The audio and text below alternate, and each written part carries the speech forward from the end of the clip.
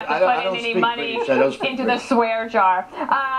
Greg, that was very Downton Abbey of him. He was talking about the benefits. Smashing speech by that young fellow. But the Millennium Development Goals basically said that 1 billion people have been taken out of extreme poverty in 20 years, largely due to capitalist ideas.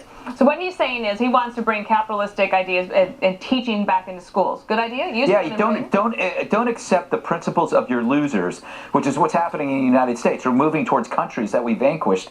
Kids, their idea of an economy stops at their dad's wallet. They don't connect cost to consequences. And you got to treat capitalism in school like a sport, but it's a sport that any kid can play, including little guys like me.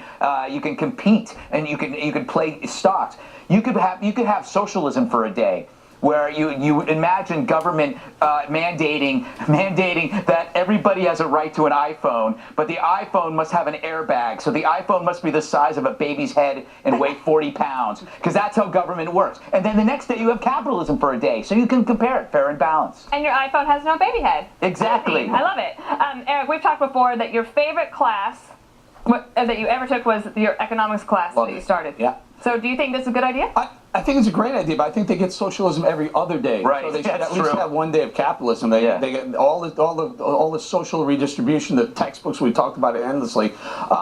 It's refreshing to hear Cameron say that. It's refreshing to hear a leader stand up and say we need more capitalism. The truth is, you're right. It brings people out of poverty. It grew this nation into the powerhouse it is. Even though President Obama wants to push away from it more to more. Don't laugh.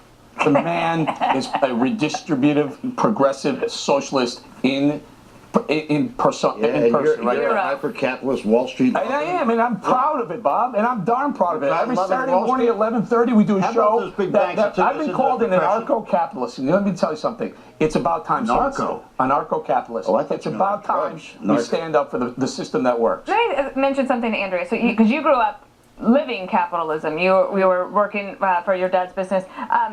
The people of Britain are a very generous people, but you need to have a growing economy and have money in your pocket in order to be generous. And maybe that would be a different way of looking at this if you're in Britain.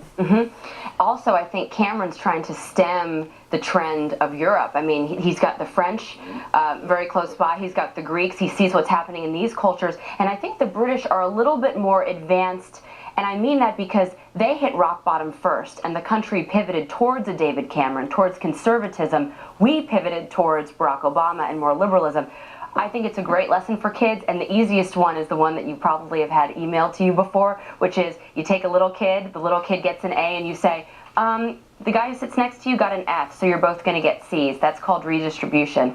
That's the easiest lesson for kids to learn.